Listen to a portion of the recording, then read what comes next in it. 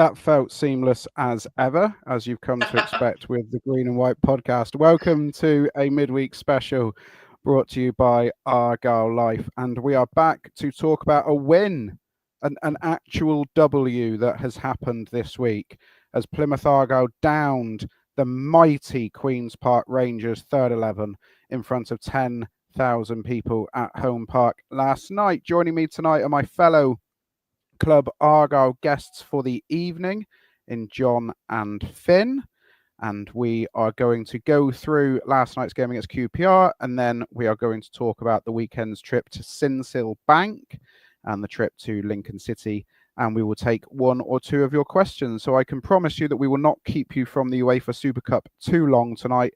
Sam is not here, so we can expect some concise answers. On that point, John Alsop, why don't you take us through Plymouth Argyle 3, Queen's Park Rangers 2? Mr. Concision, as I am often known.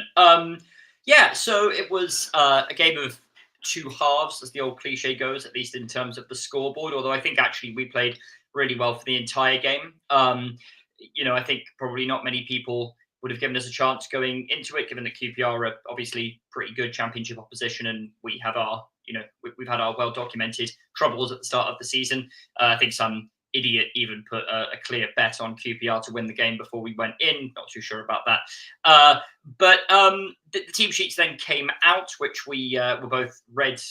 We had read out to us in our Club Argyle hospitality seats. We also had a nice woke QR code, which we could scan to eventually see the team sheet on there as well. And it was a very weak QPR team, or at least a very young QPR team. We don't want to sort of disparage those young players, but it clearly wasn't a first choice QPR 11. Obviously we were well acquainted with Roman Burrell up front. I think Ryan Colley scored the goal, the winner for them earlier this calendar year when they played here in one of the first games under Muslic. But apart from that, it looked like a team that we could maybe get into. Obviously, we started with our own share of younger players in the lineup too, in the form of Hatch and Finn. But in terms of the back four and the sort of the base of the midfield, it was pretty much a first choice or close to it. It was pretty strong stuff. And we started really well. Started aggressively on the front foot, penned them in. I think if we had a bit more composure in front of goal, we'd have gone one up. There was the strange incident where Oseni had what looked like a header on goal, totally 50p headed it to Patterson, who then sort of slashed at it. Both of them probably ought to have done better, although it would have been some finish from Patterson to score from there. Hatch probably should have scored in the opening minutes of the game after a really nice gallop down the right from Such, who whipped it into the near post. Hatch with a great run coming from the left wing and in at the near post, and just a little bit more composure, and it's in the back of the net. And then, of course, as we've experienced a few times already this season, the sucker punch. You start well and then you concede early, and it happened again. This time a ball into the box, headed sharply down by Burrell. Ashby Hammond thought what looked like a good save in the ground. On the video replay, I'm a little less sure. Maybe he can do a bit better with it. It's certainly sharp reflexes to get down, but he has ultimately just pushed it out into the path of Benny, I think their player, who has tapped it in. And suddenly we find ourselves in a familiar position, and we're saying to each other sat in the hospitality seats, what's our mentality going to look like? Because obviously, we went 1-0 down against Barnsley on the opening day, eventually rallied in that game, but ultimately couldn't salvage it. At Bolton, clearly we went 1-0 down and heads went down. This time the response was really good. It was really quick. We won a penalty, which was a definite penalty. Burrell working his penalty box instincts for Plymouth Argyle, as we all hoped he would, obviously in a QPR shirt, but took down Tegan Finn, who was really lively, really fleet-footed throughout the first half. Patterson steps up, player of his experience, you bank on him to score. Their keeper clearly comes forward off his line, so it should have been ordered retaken, and certainly would have been in a situation where there was VAR, but it's a good save. In terms of getting down to his right. Patterson's penalty, not right in the corner, not a great pen, but also not a terrible one, and a bit unlucky again that the keeper stepped forward and it wasn't whistled. And then it looks like we're going into half-time only 1-0 down. There's a very controversial incident just before half-time when their player Sutton, I think, who had already been booked, absolutely cleaned out. Was it Belarus, one of our players? Looked like a very obvious yellow card. And then some others. I would argue that the tackle itself was basically like an orange. Let alone that he was already on a yellow card. It's nearly a red card, in isolation. We came in and our fellow Argyle Life contributor Ben said, "Yeah, I can see why people were so angry. That was kind of an orange." He didn't realize realised the player had been booked. So, it's definitely a second yellow, so he should have been off. No question about it. And then, of course, the sucker punch 2-0 right on the stroke of half-time. Colley at the back post. Some pretty slack marking and pretty absent goalkeeping, I would suggest. And we're staring down, what looks like it's going to be the story of our season so far. Lack of defensive resilience, conceding poor goals, and not turning sort of promising attacking play into anything, with a dash of refereeing incompetence in there as well. And in the second half, we totally blew them away. We came out, got the goal exactly when we needed to. Wiredu stooping to head in from pretty much 0 yards out after Paulson won a really, really good header at the back post. And from then on in, I thought it was pretty much only a matter of time before we equalised. And when we did, it was a really good goal again. Belarus with just an absolutely wonderful ball in from the left-hand side, and I hope we'll talk about him in a bit more detail later. Oseni at the back post. Seen some people saying it was a tap-in. I don't think it's a very easy chance. I mean, it's a tap-in of sorts, but he's sort of, I think, beyond the back post, at least from our angle and the angle on the camera, it looks that way. So he's coming with his left foot, which is a bit of a weird way to attack that ball. You would think you would want to sort of go with the right and open your body out and put it back across goal. So to sort of twist his body into that shape to get it in at the near post, I thought was a decent finish. You still, want him to score there, but I don't think it's sort of a tap-in that's the easiest chance you'll ever see. That's great for his confidence. I thought he'd had a bit of a mixed game up to then. And then he was excellent for the remainder of the game and got the winner, which is from a cross by Caleb Watts. We were in the rare position against championship opposition of being able to bring the stronger players off the bench because they didn't really have a lot of depth on their bench, clearly not a priority for them. And we obviously decided to give half an hour to Amici and Watts and Mumbo, which I think was a good decision because, we didn't necessarily need them on to win the game. But I think it was just an opportunity for those players who are likely to start the majority of our league games in those roles to, get their feet under the table a little bit. They haven't necessarily, Watts aside, maybe had the best start to the season or had the most kind of, the easiest starts to the season. So letting them come on in a performance where we were that rampant going forward, I thought was really smart management. And we get the winner, Watts, with a great ball into the back post. Oseni is there. This one is a tap-in. I think he's onside. It's close. QPR fans were very unhappy. Obviously, the video replay angle is a little inconclusive because it's slanted, but I do think that there is a player who is at least plausibly playing him on. Obviously, I think he's offside by the time the ball gets to him, but that's not the rule. And and after that, it was pretty comfortable. Obviously, they had a chance at 2-2. It was like pretty much the only thing they did in the second half. And those who know me will know I'm not a huge one for XG. I think it has some value as a stat, but is often overutilized. Pretty incredible, though. I think we were above 5 XG last night. I think that is including the penalty. So non-penalty XG would maybe be a shade under 5. That sort of territory of that famous defeat at Hillsborough on the opening day of last season when they had like 4.5, 5 XG, which was considered, I believe, to be one of the highest ever, I think, recorded since that stat started to be tracked in the championship. So against championship opposition, albeit with a weakened team, I think that's a seriously, seriously impressive stat when it's that high. I think it shows that there was absolutely nothing fortunate about last night's game. Yeah, we made life difficult for ourselves. Yeah, there are some, things to work on for sure. Again, it's a cup competition against a weakened team. But I think that was such a good performance that it goes down in the category, not just like a nice win that's sort of a bonus, but a really important win actually that shows that we can play like that. Because if we play like that against most teams, I think in League One, certainly at home, I think we'll be absolutely fine. Finn, before I come on to this, Finn, I remember pod contributor Graham Clark once throwing me very firmly under the bus after Blackburn Rovers away last year that he'd never met anybody so irate towards people on the pitch and paranoid about things happening and being vocal and vociferous about decisions. I have never seen anybody blow a top so quickly last night than when John Alsop demanded a yellow card and branded John Busby an embarrassment and a disgrace at the lack of a red. Albeit, I should absolutely agree with him. It's a scandalous decision, and thankfully it didn't cost the game. I think we all know that the telltale sign was that Emerson Sutton was withdrawn at half-time by the QPR management. They knew he was lucky to still be on the pitch. And whether or not it's a friendly, a Carabao Cup game, or whether or not it's one of the lads' first few games in professional football, he has to learn that is not an acceptable challenge, particularly whilst at any time of the game, but especially when you're already on a yellow card. Finn, at the end of the game last night, we were obviously very fortunate enough to hear from Malachi Boateng. And he referenced a very interesting choice of words when he was talking about the second half performance in particular. He wasn't talking about the character of the performance. He said the team showed their personality in that second half, and they tried to express it as best they can. Didn't he say together in electric dreams? That was what I heard. I think a number of them said together in electric dreams. But they really did express their character second half in, didn't they? And I mean, the first half was fun to watch. I mean, I spent most of that first 20 minutes just with a beaming smile on my face, because it was an absolute joy at times to watch Argyle come forward. But that second half in particular, it was an absolute siege on the QPR goal, wasn't it? Yeah, and I would probably say the most pleasing thing for me was that obviously there was quite a lot of changes last night, basically as many changes as we could possibly make with how thin our squad is at the moment, and that pretty much everyone who replaced somebody made an impression last night.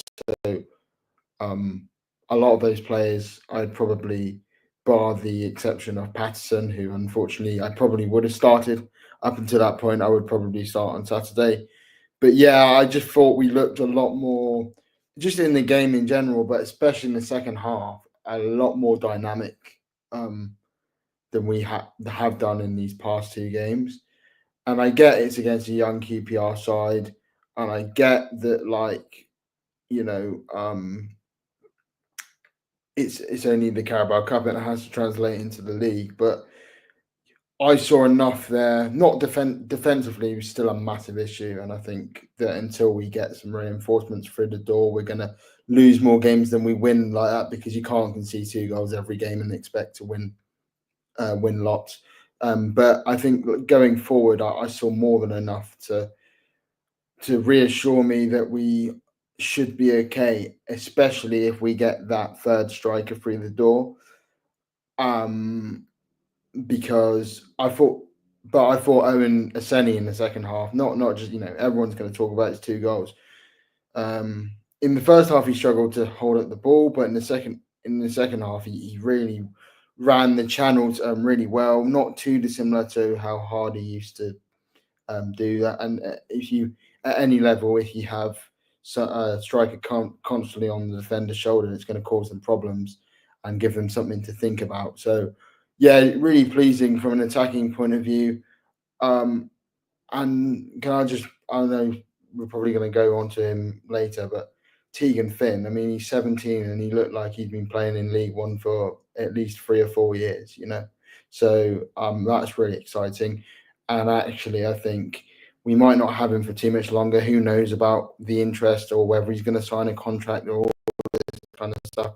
But for the amount of time that we do have him, play him as much as possible, because I actually think he's probably after the first 2 games especially, he's giving Xavier Amici a bit to think about in terms of how he plays.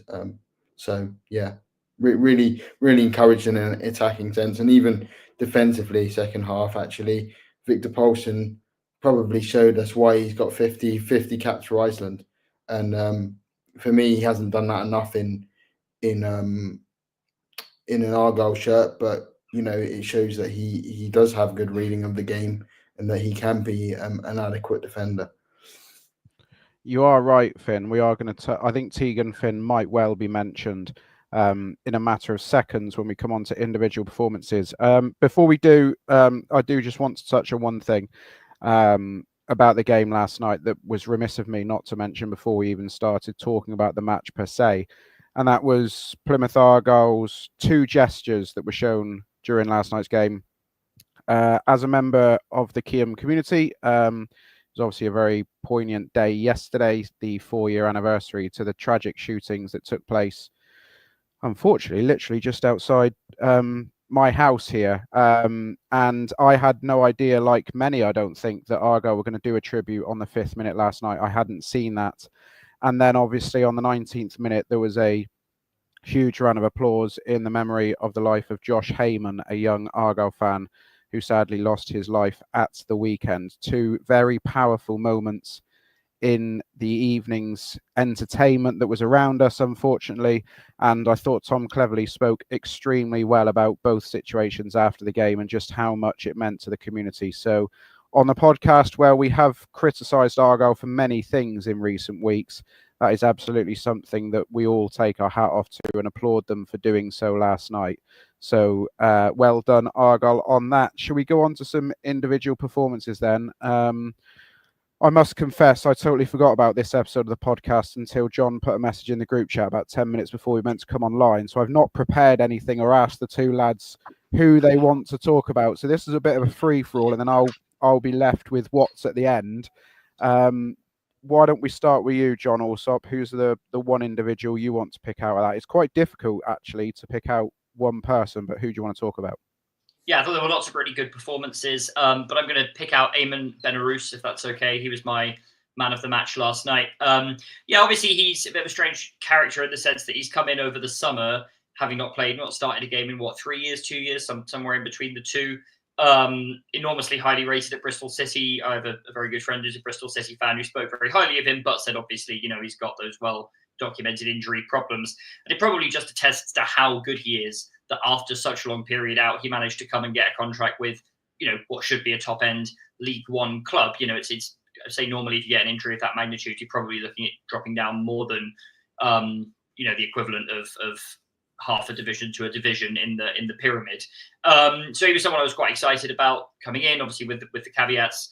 I didn't expect to see him playing left back when he came in the door. I knew he was a versatile midfielder in the sense that he could do both the kind of attacking and more defensive roles within a midfield. But left back was a new one on me. Obviously, we then saw him play there, I think, against Bristol City in that friendly when he came off the bench. And he started there last night. And obviously that in large part is because we are so threadbare in that position. I think Galloway wasn't in the squad last night, if I'm right in thinking. And obviously we know he has his injury problems, so we would need to manage his load anyway. Mackenzie is injured.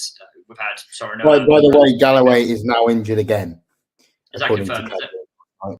Yeah. Okay. So anyway, we're a bit down to the bare bones. So fantastic to see a player come in, play ostensibly out of position, and do so well. And I think to be man of the match from left back is really impressive in general because it's a position that often doesn't get as much attention as ACM or striker or even goalkeeper or whatever. That's the best. Not at the best of times, I should say. So at the best of times, when everyone is playing well, to be so outstanding in that position and so noticeable in it, I think is a testament to just how well he plays. His composure on the ball is phenomenal. He's really calm. His touch is excellent. There were quite a few moments yesterday where he sort of got the ball under pressure or took what looked like it was not a great first touch, and then suddenly it turned into an amazing second touch. He got up and down very well. His tackling was excellent when it needed to be. I think the second goal, where I already mentioned the cross that he put in for Oseni, I actually think he had a shot in the build-up to that, right? He had a shot that I think the keeper beat out. We sort of recuperated the ball about 25 yards out, recycled it to Benarous. He's put in just an unbelievable ball to the back stick. It's one of those that curves sort of close enough to the keeper that he's thinking maybe that's going to come into my arms and then bends away, and it's just the most inviting delivery you could possibly imagine. I thought he was flawless. And if that's how good he is at left back on his first start in 3 years, if we can stay fit, touch wood, fingers crossed, it seems like he has a very, very high ceiling in his actual sort of primary positions. Obviously, he went down towards the end of the first half, right in front of us, clutching what looked like his knee. You fear the worst because it was sort of an innocuous challenge. I think someone in our podcast group there said, I think that might have hit him in the private part. So I said, no, I think he's clutching his knee. That looks really painful. And he confirmed in the press conference afterwards that it was, in fact, an injury to a delicate area. So fortunately, he was back on. And he looked really fit. He looked sharp. He looked calm. If he can stay fit again, that's just the $1 million question with him. But if he can, he's going to be a phenomenal asset for us this season. I think he's a fabulous, fabulous player. Yep, wholeheartedly agree. I'm going to take credit for my early diagnosis of Mr. Benarous's injury towards the end of the first half. It looked incredibly painful when he was up trying to catch his breath. It was pretty obvious the fact that the physio ran on and conducted absolutely zero treatment. I'm not sure he was willing to get involved with that one. Finn, who's the player you want to talk about? Yeah, I'll talk about Tegan Finn in a minute. I just want to quickly say on Benarous, I think that his crossing reminded me. I've not seen somebody with that natural ability crossing the ball since I think George Cooper. And yet, whilst George Cooper's time at the club was, short in that he didn't play that many games after that initial great spell. He's the best crosser I think I've ever seen of a ball at Argyle. So I think that's as good a credit as I can give Benarous for that, and also the fact that if he is going to play left back, Galloway, well, our defence hasn't been great anyway. So if there is some sort of reservations from Cleverley about Benarous's defending, maybe I don't think it really matters at the moment because we're not even that good in defence, even when somebody like Galloway is playing. Anyway, going on to Finn. I thought that like Joe Hatch had an amicable debut last night and worked his socks off and played some smart balls. However, I made a comment to Ben, who I was sat next to. Basically, the difference between Finn and Hatch is Hatch seemed to think about what he was going to do when he got the ball, whereas Tegan Finn, as a 17-year-old, looks like a guy, like I said briefly at the start, who had just he had played about 3 or 4 years at this level. He was direct. He was he beat players. I'd like to see the stats on his take-ons last night because I'm pretty sure most times he got the ball, he did a step over and beat a man. He was very positive, and I think, look, I yes, there's the caveat. Okay, he's 17. Let's not put too much pressure on him. But if he's wanted by Nottingham Forest anyway, he's going to have more pressure than Plymouth Argyle coming up soon. So I think just play him as much as possible, and because I think we've got it's the first time because if Sam said to me last night, well, what about Keeper and Randall? But you gotta think that Keeper and Randall weren't this good at 17. Yes, terrific players, all have great careers, terrific servants for the club. But somebody at this age, I've not got excited for because I've only been supporting the club since about 2010.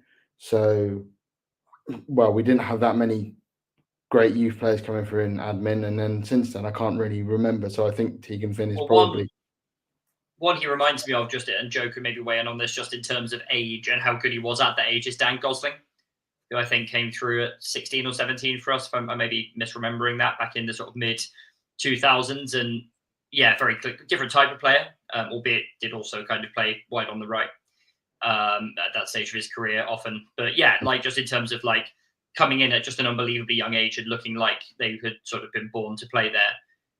And obviously he went on to have a great career. So I think, and he's also got the it's an important part of the game. It's the swagger and the kind of temperament you want from a footballer as well when they come in. He just looks naturally gifted, and I think Lazy Lunatic said there, can't believe he's not. I can't understand why he's not a regular. He's clearly good enough. Well, I think I'd start him on Saturday, and then if he does well from there, then he should be. Yes, he's 17, but yeah, I thought he was one of the best players on the pitch last night, and like I said, he's given Amici a lot to think about, which I don't think we were thinking about that a couple of weeks ago. So yeah, all I can do is heap praise on him, and I'm looking forward, even if it's 20 games this season, or I'm looking forward to those 20 games that I get to see of Tegan Finn before he's inevitably Premier League bound in some very good academy. Do you know what I thought about this morning when I was thinking about this whole situation is that we can caveat a lot of the players' performances yesterday with the strength of the opposition they were going up against. However, when it comes to Joe Hatch and Tegan Finn, I don't think we can use that same caveat, because if they were to play academy football, that side they went up against yesterday would still be a level, at least one level, probably two levels above the ability that they'd have been going up against in the Alliance League at youth team football. Like, that was a massive cut above for them. And what impressed me was neither of them looked like it was alien to them. They both took to it so comfortably. The link up between Joe Hatch and Eamon Benarous on that left-hand side, bearing in mind it's probably, for Joe Hatch, he's more used to playing centrally. Benarous is used to playing further forward. For the pair of them to link up so effectively in what's not their strongest position, I thought was just absolutely incredible for the pair of them. You're right in what you say about Tegan Finn. As somebody who's seen him play in the youth team the last couple of FA Youth Cup runs and read all the hype and things, last night was probably the first time that I genuinely sat there and thought, this is star boy quality. Like, this is star boy material in the making, because he had an aura about his performance. I know you used that word earlier on, Finn, in the group chat. There was a real aura when he got on the ball that got you on the edge of your seat, expecting something to be created. Yeah. Sorry, every time he ball, it's like it looks like he was going to do something exciting, and it did. Yeah, absolutely. Ultimately, you pay money to be excited, right? And that was like, he's the kind of player that he looked like the kind of player you want to see play for your team. You pay money to go and see. He is an absolute luxury player that is going to be brought through very steadily. I think Tom Cleverley chose his words very wisely after the game last night, talking about keeping a lid on expectations. I think that's not only in the stands, but also perhaps in the players' own mindsets and things like that about how they're going to be brought through into the first team. But both of them, I thought, were exemplary in the way they conducted themselves and in how they performed. I just want to talk on one of the senior pros, though, as the player I want to pick out. A player who, in recent weeks, probably hasn't had the smile on his face that perhaps he had when he first came into the side. Somebody who perhaps needed a game like last night, and that's Cornell Such, who was moved out to right back after a couple of really challenging opening games to start the season at centre back. We obviously saw towards the end of last season in the back three, he played at right wing back, and we were commenting last night about just how effective he was in that position. But I think, correct me if I'm wrong, lads, if you know, I think last night was the first time he played as out and out right back in a 4 for Argyle. I can't recall it happening too many times before. I know at the start of last season, Poulsen was out there at right back, wasn't he? When Rooney employed a 4.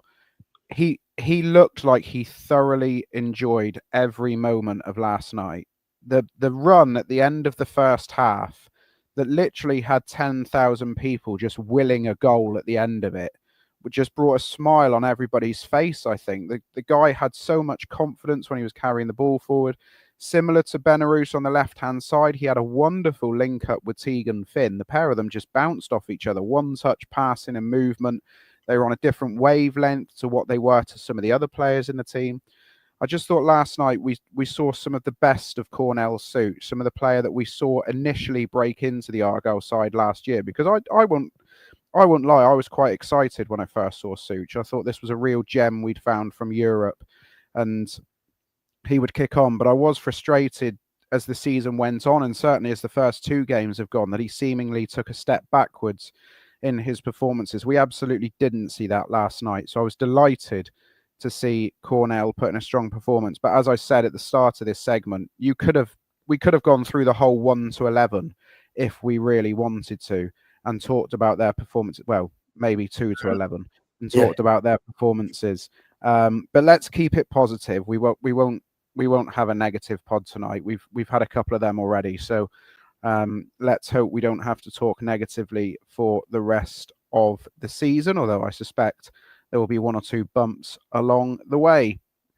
Is there anything else we want to touch upon from last night, lads, before we roll it on? Just very quickly on Such, I think I've realised, having seen him last night and some of his better performance at wing-back last season compared to some of the performances he had at centre-back, particularly later in the campaign, I think I've realised that he's a right-back and he's not a centre-back, and I hope that's also been realised by the coaching staff as well. I think he's always been a capable defender, but I think that he sometimes shy away is not fair, but he certainly doesn't do the sort of the dirty part that, you know, get your head in where it hurts in a way that even someone like Victor Poulsen can be all right at. So I think right back is certainly like where he thrives. And as you said, Joe, I think, like, you know, you saw how much he enjoyed it last night. So absolutely. And one other point on last night, VW Coco raised it. Our corners last night, we looked really threatening from, and not every one is going into the box, which I think shows real creativity in there. They're trying different ways, because I think height-wise, we probably were at a disadvantage to that young Crystal Palace side last night. Am I right in thinking we only had one, maybe two long throw-ins into the area? QPR. Who did I say? Crystal Palace. All right, sorry, I'm getting ahead of myself for the third round of the cup. But QPR definitely seemed to be a little bit taller, particularly in the back line, than what our attacking line was. And I don't think we used the long throw in as much as we normally would. So I thought, you know, set pieces were a big part of our performances, unfortunately negatively as well as positively. We should touch upon it. An hour ago, the draw was made for those of you who are fortunate enough not to know who we are having to play against in the next round. I hate to bring you bad news. We are going to South Wales and we are going to Swansea City. Yay, the real statement tie that we wanted after so much hard work and getting back into it last night. Relative home game, Finn, for you. You like South Wales. I'm sure you will find yourself at the Liberty Stadium or whatever the bloody thing's called now. John, are you embarking on a trip across the Severn Bridge for this one? No, I shan't be, because it's a nightmare to get back for where I live, as I know, because I had looked into going to Swansea away the last time we drew them away in the Carabao Cup in the, I want to say, 21-22 season, just coming out of COVID. Yes, who remembers Reece Shirley? Yes, I was going to say, like, I was about to do that as a trivia question. Sam Down isn't here, but it turns out you know as well. But that was Reece Shirley's only goal, I believe, ever for Plymouth Argyle. So we'll have to wait and see if any youngsters get their chance to score in that game. Yeah, it's a bit of a disappointing draw, isn't it? No disrespect to Swansea, but obviously it's a team we've played a lot recently. Not, you know, it's obviously not a Premier League club. And for me personally, you know, I would have liked, if it's not going to be a nice Premier League team at home or even away, a new ground that I haven't been to before, preferably in the sort of London or Southeast area, would have been perfect. So yeah, ground that I have been to miles away from where I live is against a team that would be favoured to knock us out, but isn't particularly exciting, is just about the worst draw you could have, again, with no disrespect to Swansea. But yeah, I'm sure we'll go there, and if we play, you know, I think they're a team that likes to play football famously, right? And if we play like we did last night, it's going to be, you know, it could be a good game. It could be two teams that try and play the ball along the floor. And I will just say quickly to close the loop on last night, not as much for philosophy merchant as Sam Downers. Close the loop or the hoop? The hoop, indeed. The hoop. I'm glad you asked me that, Joe. Yeah, Sam's not here. I'm not as much of a philosophy merchant as he is. I actually personally quite enjoyed Muslich ball. I think I'm the only one in the pod who did, sort of in an active way. I mean, I did enjoy that we were winning more games. That's for sure. No, but I sort of aesthetically enjoyed it, which is not a common view. I like direct football. That being said, it was impossible to dislike the way we played last night. And if that's how we're going to ideally set up under Cleverly, and if we're going to be that front-footed and that slick and that fluid in attack with those little interchanges, that's going to be very exciting to watch if it gels. And I want to be careful, you know, obviously it could, football reaction pods are sort of inherently knee-jerk a little bit by their design. On Saturday, we were sort of entertaining the question, are we actually in real trouble this season? Now we're talking like we're brilliant. I did say after, you know, hosting the Bolton pod that I personally was willing to give it time, although there were some alarming signs, certainly in the recruitment department. Equally, you know, the bad stuff we did discuss on Saturday hasn't gone away. So, yeah, we don't want to get too carried away after last night. But, yeah, it's the first time in a competitive game, albeit with the caveats about it being a young QPR team, et cetera, where I think we've seen how Cleverly wants us to play really pay off. And it's really exciting. Really, really exciting. Talking of caveats, like I know Wayne Rooney is like one of the worst managers that we could have appointed in the Football League, but I think like it was encouraged. I was thinking last night, because you can't really compare it so much to Muslic because the styles are so different, that like we just already look at the back. There's massive questions, yes, but we just look so much better coached, and look like we know what we want to be doing in attack. It's almost like that's the way that Rooney would have wanted us to play in attack if we were coached better. So I think that was really encouraging. Just a little quiz question. Reece Shirley scored the 1 goal for Argyle. Can you remember which former Plymouth Argyle player got a hat-trick that day? I'll let John answer. Yes, yeah. Morgan Whittaker. Yes. The free-scoring Middlesbrough winger, Morgan Whittaker. Cheers for the cash, lads. So we're off to... Well, I'm not off to Swansea. At the end of August, week commencing the 25th. I'm sure those of you who are going to make the trip to the Liberty or whatever it's called these days will enjoy the evening. Let's hope the players do. Swansea.com Stadium. How very original. So we shall preview that one when it comes around. I think that's a bit of a South Wales siesta for us, isn't it? Cardiff's in there as well at the same time. So should be an... In fact, I did see earlier that if Exeter get through the tie against Cheltenham tonight, they're away to Cardiff in the next round, so all hell could break loose. Many establishments in South Wales. I think one game was almost certainly a Tuesday, one game almost certainly a Wednesday. Right, 40 minutes in, well, 37 minutes in. Let's talk about the weekend, and we are heading to Sincil Bank to take on League One genius head coach Michael Skubala. That's a little dig at friend of the pod, Sam Down, who absolutely loves Michael Skubala and is trying to get him Argyle head coach every time there's a vacancy. Lincoln is the destination, a ground that in recent times has not produced a huge amount to get excited about for Argyle fans. What can we look forward to here, John? Are we going to be excited coming home from Sincil Bank on Saturday evening?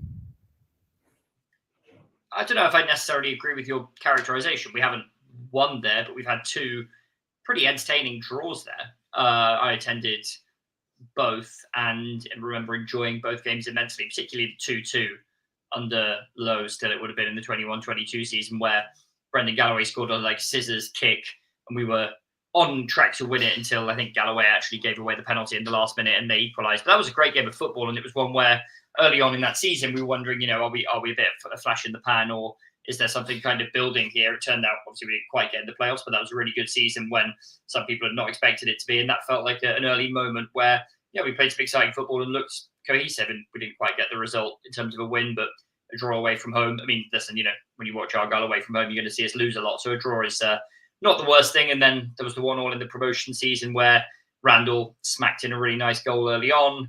They then equalised and pretty much battered us for the rest of the game, and we had a couple of chances, ended up 1-1. So I don't think it's bad memories of going up there. But what could we expect? It'll be a tough game.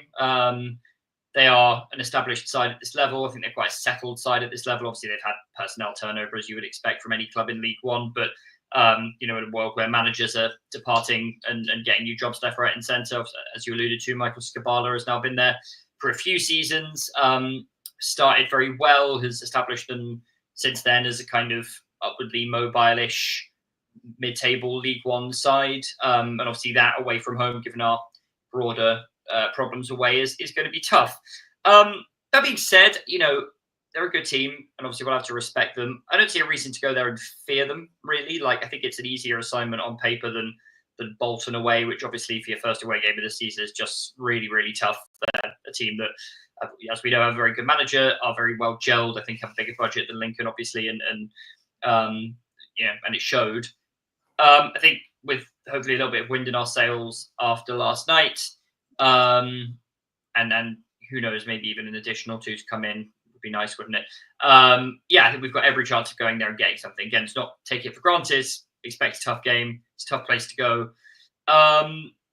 But I think we've got a chance. This in my I'll save my prediction for the end because I'm sure you're going to ask us about that. It's also just a great away day. I won't be there this year, sadly, because I'm going down to Cornwall for the weekend. But it is one of my top 10 football league away games. Lincoln is just a lovely place, really nice city. The ground is not unlike some these days in a plastic corporate bowl, half an hour bus ride away from the city centre. You can walk there. There's a very sort of twee Art Deco Weatherspoons near the ground. Lots of nice food and drink facilities are out all around the ground, and their fans make a lot of noise. The times that I've been there, it's not a club that necessarily has a reputation nationally for having a really good atmosphere, but I think their home fans, are some of the best that I've heard in League One, certainly. So, really, jealous of those who are making the trip because it's a fun one.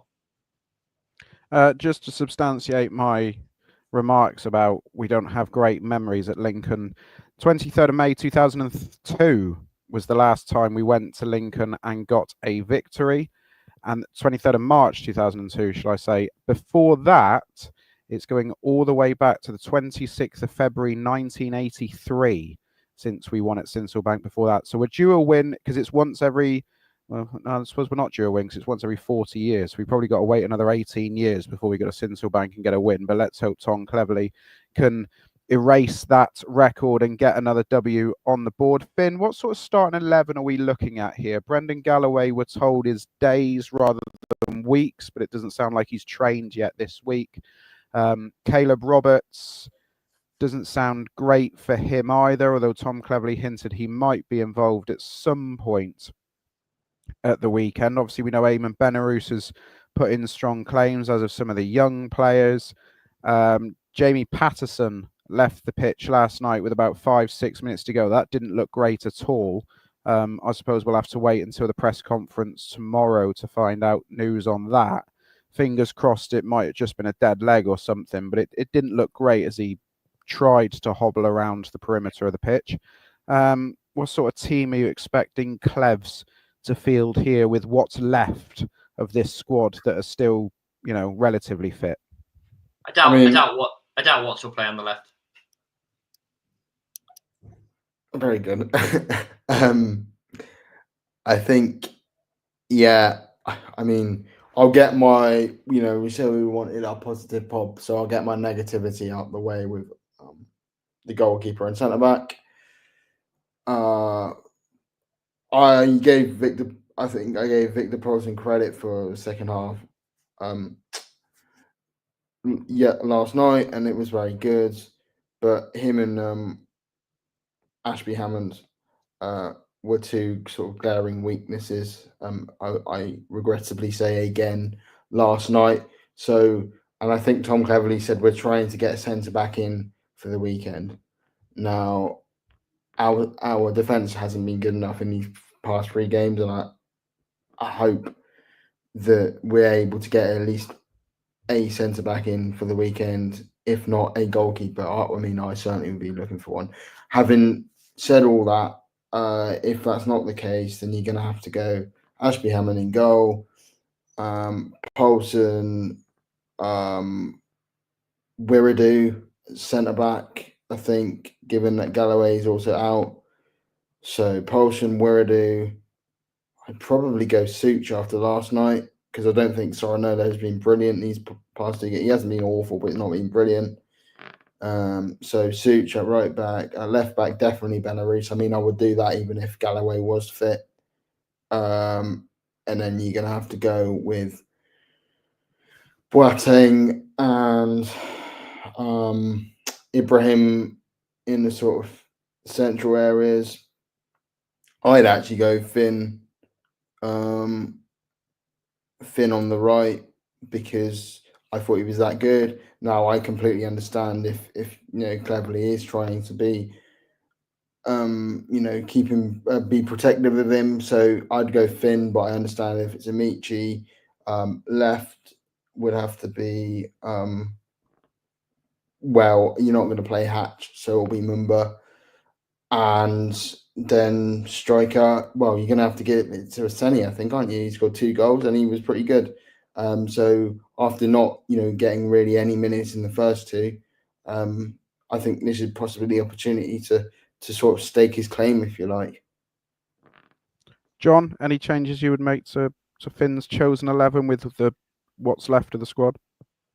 Yeah, I think I wouldn't quite go the same way. I think I would play the back four that started last night. Obviously, a league game is going to be a different kettle of fish. There are still some concerns around Paulson, even though he played a lot better. But on the whole, I felt that with Wiredu alongside him, that looked better than Paulson and Such's looked. And as you discussed earlier, Such was excellent at right back, really dynamic. I think will give teams a problem in this league in that position. And Benarus was excellent at left back. I mean, the only concern with him would be fitness. I don't know, after starting for the first time in a few years, whether starting it back-to-back is feasible. Obviously, the club will know whether he's able to do that or not. But if he is fit, sounds like Galloway is not quite there.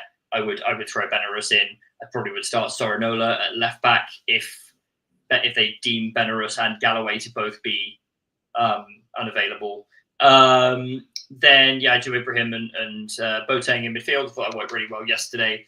And then up top, I would not start Finn. I think that it's important to manage his minutes and manage expectations. I certainly see a role for him in games. I could see a world very much in which he comes on Saturday, and I'd like to start seeing him get 25, 30 minutes as opposed to maybe 5 or 10. I think he came on in a losing cause at the weekend, right? I think we were 2-0 down.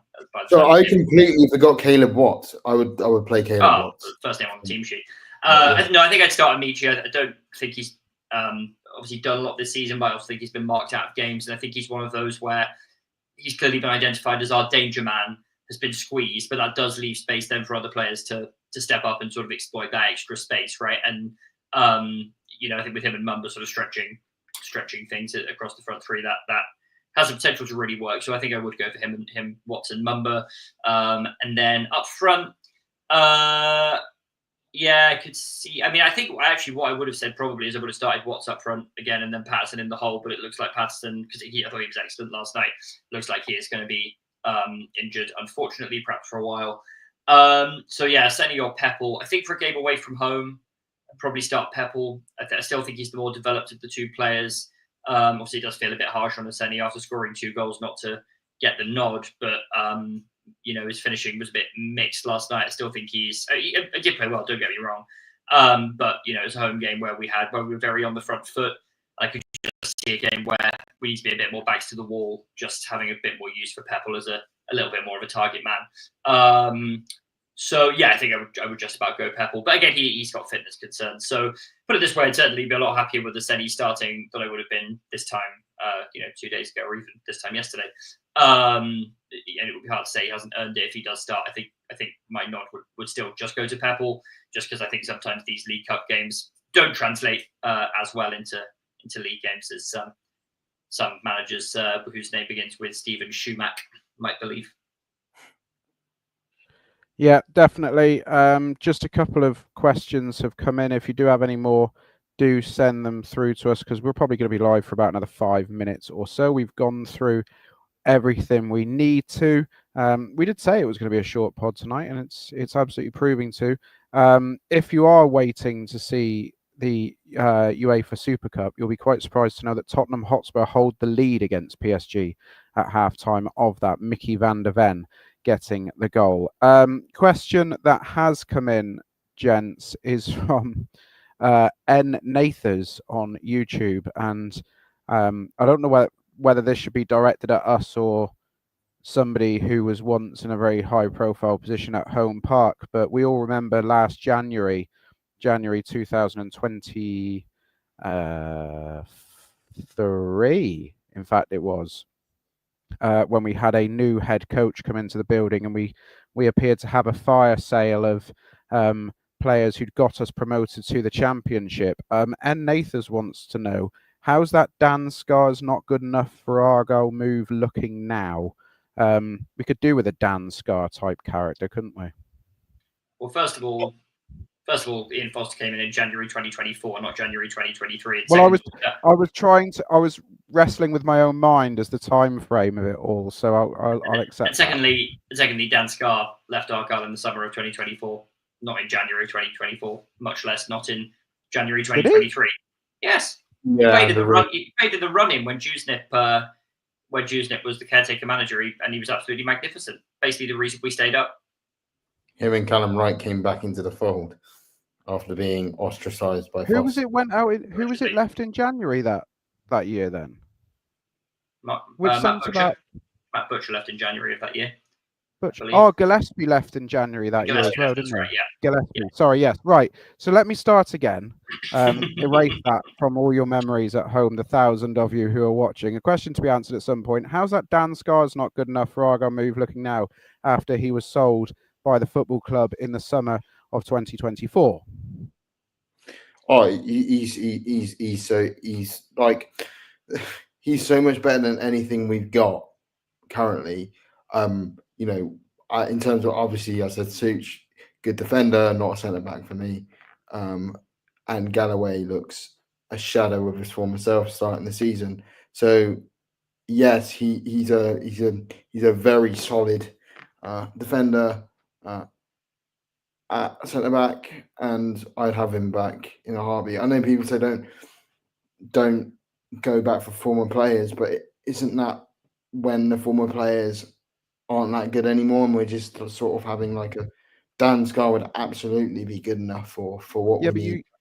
You say that with Argyle fans, Finn, but I think I speak for everybody, and I will be delighted to welcome Ryan Hardy back on loan when he inevitably rejoins Argyle on loan in January, when he's Wrexham's 11th choice striker. Yeah, so there are occasions where it can be successful. Yeah, well, quite, and so if Dan Scar's available, is he available? I mean, I don't know. Has he played a minute yet this season? Played yesterday. VW Coco tells us he played last night for Wrexham. I'm not sure.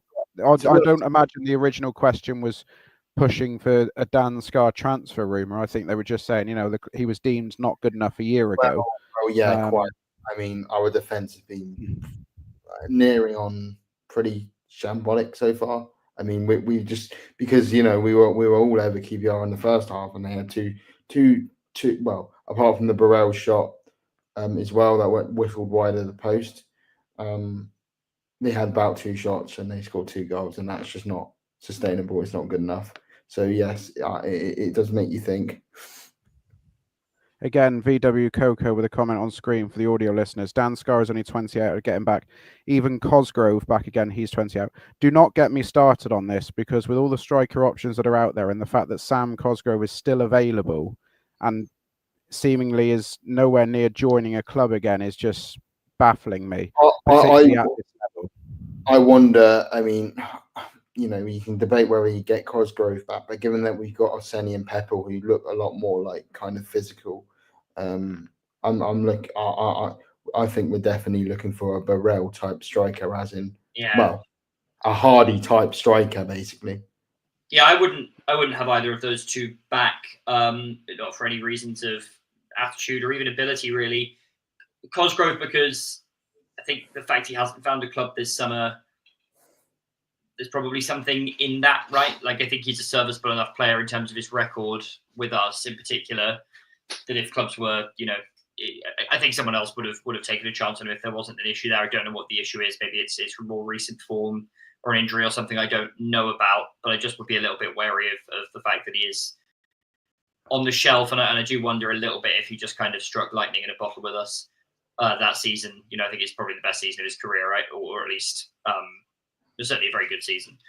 That being said, if he did materialise, I would certainly give him a good chance, and he's proven he can be a useful player at this level before. Scar, it's pretty more or less purely because we play a back 4. That's what Cleverley wants to do. And I think Scar is really just like vastly better in a back 3, personally. That's the same with Victor Poulsen, and he would be an upgrade on Victor Poulsen in the 4, in my opinion. That's true, but then Poulsen, I think, would be a serviceable option in the centre of a back 3 at this level, personally. So, if we're looking to sign a centre back, which we should be, I'd much rather sign someone who can play in a back 2 and is really convincing in that position, who can then also play in a back 3, maybe as like one of the players either side of a Wiredu or a Poulsen at centre back. Like, I think we're covered for the eventuality between Poulsen and Wiredu where we move to a back 3 and have to drop one of them into the heart of it. Dan Scar seems to me like he would just be, and I'm not saying he wouldn't be an upgrade on either of those players. I think he probably would be on balance, although I do think Wiredu is quite good and younger, I think. But I just think if we're going to try and go with the back 4, he's not the one for us. Absolutely can't wait to see Dan Scarr linking up with Jimmy Dickinson and Stephen Schumacher at Bolton Wanderers. Seems as that pair are trying to take loads of Plymouth Argyle targets or former players, with Sissoko and Tyler Miller, who was on trial at Home Park earlier in the summer, joining them as a goalkeeper. It's almost like a press conference with Tom Cleverley doesn't go by at the moment without this question. So it'd be remiss of us to not end the night with a quick talking point on the transfer activity. Daniel Saunders asked what's going on with transfers. Looks like none this week, with only 2 weeks to go. If you're in any doubt, join us on September the 1st. We will be live on deadline day, as is the norm. I will be putting the wheels in motion to plan that show very soon. Hopefully we'll have something to talk about. Hopefully it won't just be a ranty, moaning pod about the state of our transfer window. Let's just have it for a couple of minutes, because I know it's obviously something we've discussed in great length over the last couple of weeks. Tom Cleverley mentioned that geographical and financial reasons are now making it quite difficult to get the players that we want, or certainly the caliber of player we want. And perhaps now the loan market may be more our friend than anything.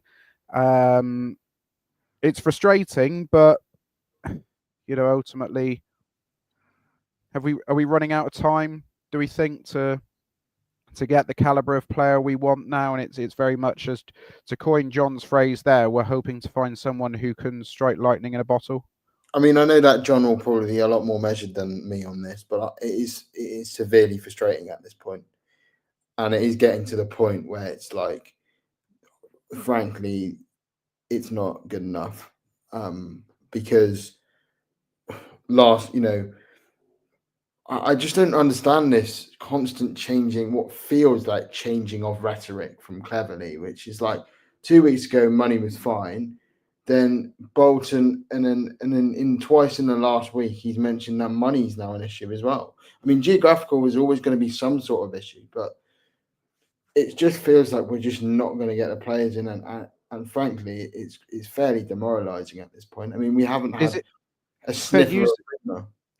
You say that he's only just mentioning financial. Is it now sort of our own issue, where clubs know just how desperate we are for players in the centre-back and striker position, and they're pricing us out of the targets that 3-4 weeks ago were in our ballpark? Clubs are now thinking, well, we'll take advantage of their situation here and make them pay over the odds. Yeah, I think any club with a brain would try and milk, especially at this time in the window, would try and milk as much money out of their players that they want to sell as possible. And so, of course, if we haven't, I suppose that is the one logical reason as to why money has become an issue, because the clubs have seen Cleverley's frankly quite stupid comments, as I think Sam said, about planned C, D, and E for strikers in the press in the last few weeks, and probably pricing us out of stuff. But I don't really have any sympathy with that. I mean, supposedly we've got Andrew Parkinson, Tom Randall, David Fox, and Stuart Webber sort of all working on transfers, and I don't know for the life of me know who's first in command for that. It's meant to be David Fox, but from whispers and other things that go around, I'm not even sure if that's the case. So it just feels like, I don't know.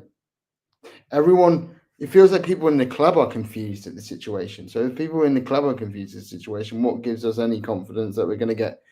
Well, we might get one in, but we need a lot more than one, and we need more than two. So I'm a bit concerned, to be honest. Yeah, I'm going to be more measured than Finn, as predicted. Look, I want to be clear. I am very frustrated. I imagine people inside the club are very frustrated as well. Cleverley sounds frustrated, and it's a little hard to pass what's going on from the outside, given that the official kind of line keeps shifting a little bit, as Finn discussed, and definitely it is a little bit strange that Cleverley is sort of making different insinuations about the role of finances. I don't think if you line up all of his comments, they're necessarily contradictory, but it's very easy to see them as contradictory, and it's a bit confusing. Obviously, finances might not have been an issue for Burrell, for example, right? It sounded like we had agreed that deal, and then QPR gazumped us, and they're a championship club. Maybe there's not a lot you can do. It might well be the case that, if we moved on to a different striker target, there is a financial aspect in terms of wages, right? Like it's not like these are all just kind of interchangeable parts, and they're all kind of demanding the same financial packages or whatever. But yeah, it is frustrating. I think I find it hard to believe that we haven't been at least a little bit naive, in addition to clearly being unlucky. Like, things obviously been an element of bad luck about this. I've said it before on the pod, I'm sure I'll say it again before the window's over. I think our strategy should have been all along try and sign 2 strikers who are good rather than 1 striker who is a kind of unicorn player who's going to be the perfect number 9 for us and only have those 3 options. And I think we boxed ourselves in a little bit with cleverly talking about, we want someone to wear the number 9 shirt and they're going to be the player who's going to get people excited, and other strikers won't want to come because there's competition, so we need to get that one sort of unicorn player. I think it would have been much better to try and get 2 serviceable League One strikers. Yeah, I'm sure there'd have been some moaning, including from some people who regularly appear on this podcast, if we had done that. But ultimately, you would have more bodies, you'd have more options. If we had managed to get Burrell, if he'd done his ACL in the first game, then we would have been back to square one, or even worse, if he'd done his ACL on September the 5th once the window's closed.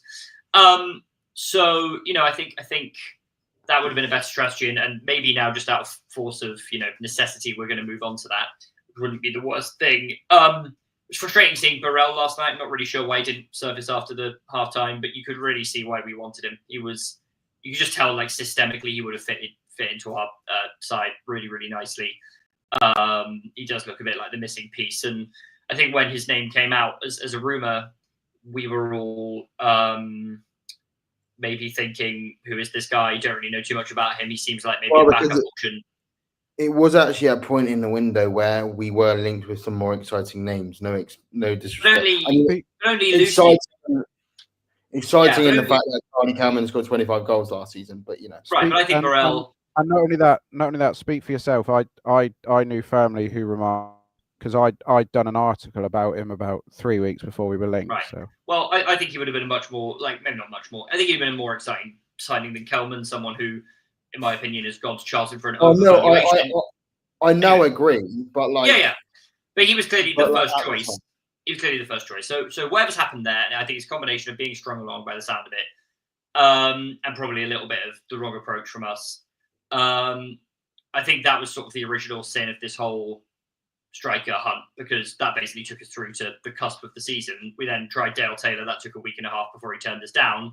And now we're in a difficult position. So yeah, it's frustrating. That being said, there is a decent amount of the window left. We're not looking at 5 minutes. There will be other targets. I don't think getting a player in on loan would be the worst thing. Peppel, I think, according to what Cleverly has said and what I've seen of him, wasn't amazing at Bolton, but I think he actually is maybe more ahead of where you'd like him to be, where you would expect him to be in his development. Oseni, again, I think is still very, very raw. I'm a bit skeptical about him as a sort of reliable goal scoring option at this level right now. But he scored twice yesterday, and that is positive, and he has shown that he has something.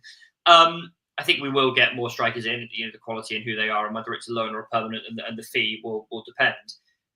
But look, I take, you go back to the last day of the window in 23-24, and we were linked with all sorts of names, Kiefer Moore insistently, and others, Josh Coburn, obviously, and I think with him it was a bit of a Burrell situation where we've just been strung along by, in that case, the parent club of a loan player, and they've in the end, understandably from their point of view, but frustratingly from ours, pulled the plug. We get a little known player called Mustafa Bundu who comes in, and he wasn't necessarily an amazing fit for what we needed right away, but had a pretty good first season and an unbelievable second season. So, and it's quite possible we could have signed someone of Charlie Kelman's caliber. Yeah, he did very well last year in League One, scored a lot of goals, but before that in his career, hadn't really done the same. If we had signed him for $2.5 million or whatever it is that Charlton paid for him, rising to 3.5 or maybe even more, and then he'd scored 10 goals, that would have been very frustrating as well. Again, that is a player you would like to take a punt on if you got the opportunity to do it at what seems like a reasonable price. But it's not the be-all and end-all, and sometimes players can surprise you, come in unlikely circumstances or who you've never heard of. So we've just got to knuckle down. We've got to try and get some deals done. I think we need to get 2 strikers in. Harry Cornick has come up on screen from Paul Conte there. There's a rumor going around that he was in the ground last night, sat next to David Fox. I think that photo is very that photo is very. It could be anyone. It's great. So it's grainy and it's zoomed in. I think it does look a bit like him. There were some people who were saying it looked like Tom Lockyer, which it doesn't look anything like Tom Lockyer, in my opinion. It does look a bit like Cornick. So I think he'd be someone who. Yeah, Cornick's numbers in the Championship in recent times aren't amazing, but I think he'd be a very good player at this level, or at least a good player at this level, rising to very good on his day. So, it's frustrating. We've just got to try and keep going through the options and see what we can get in. It's not going to be, I think, at this stage, I think it's unlikely to be like a marquee name. Equally, I wouldn't want us to go out and throw £1.5 million, £2 million at somebody who's just kind of a desperation signing. I think I'd rather we hold the money and, save it for a different window and sign players who are more economical on loan or freeze or for smaller amounts. That's not to say if we can't get a marquee, if we can get a marquee done still, let's try and do it, of course. But I don't think we should be feeling that money is burning a hole in our pocket like some people seem to think. And there obviously would be bad ways of spending that money if it's someone we're not totally sure about. So yeah, frustrating, not ideal, but the window's not done, and there are some options. Sorry, very quick tangent. I just remembered when we were searching for a manager after, I think, Schumacher, and every game it felt like for about a week, a couple of weeks, sorry, there was a new manager in the crowd, and it was all like grainy photos, and it was Dean Holden, then it was somebody else, and then it was somebody else. So I don't think our fan base generally has the best record of actually identifying a player from grainy photos. Certainly doesn't. We've had enough recruitment talk for this episode anyway. I'm sure we will talk about it again on Sunday night. So if you're not a fan of recruitment talk, I'll give you a heads up about when or not in the show it will be, and you can go and make a cup of tea. I did forget when we were talking about Lincoln earlier. Score predictions, lads. John first. As I said, I'm sticking with the ones that I did in our podcast group chat as part of the prediction league that we do before a ball was kicked. So I made this prediction before we played Barnsley. And I was actually, even though I'm quite positive about it, I was generally pretty negative about the first month because I did expect us to start slowly. That being said, one of the two games that I have us winning in that first month is Lincoln away. I had a 2-0 win, and I still feel quite good about that prediction. I just feel like early days, very often you can get into a negative spiral, negative mindset, and then suddenly you remember that you're not going to go and lose literally every week during the season, and there will be some good days in among them, even if we can't sort of turn it around in a more promotion winning fashion. So yeah, I feel quietly good about it, but see how it goes. I'll say 2-0 though. Ben? Yeah, I said 1-0 in my predictions before the season started. Now I've seen our defence. I don't think we're going to keep a clean sheet, so I actually think it's going to be a 1-1 draw now. But I still think that'll be a decent result because I think Lincoln is a tougher place to go than lots of people give it credit for. Yeah, we don't win at Lincoln very often, so I do think we might get out of this with another point. So I do think it will be a 1-1 draw, as seems to be our favoured scoreline whenever we visit Sincil Bank. That's an hour and 8 minutes. Over 1,200 people have given up their Wednesday night to join us tonight. Very grateful for that. You can catch us again on Sunday night, 8 p.m, usual slot, all the usual channels. I can't remember who I'll be joined by, but I know that People's Champion Sam Down is back. So he will be alongside me with 2 others, and we will dissect Lincoln City away and preview Leyton Orient at home. The games are coming thick and fast, and that transfer deadline day special is also on the horizon. Finn and John, thank you very much for joining us. Thank you very much for all of you for watching, and we will see you again on Sunday night. We're off the back of a win. Let's try and go back to back. Night all.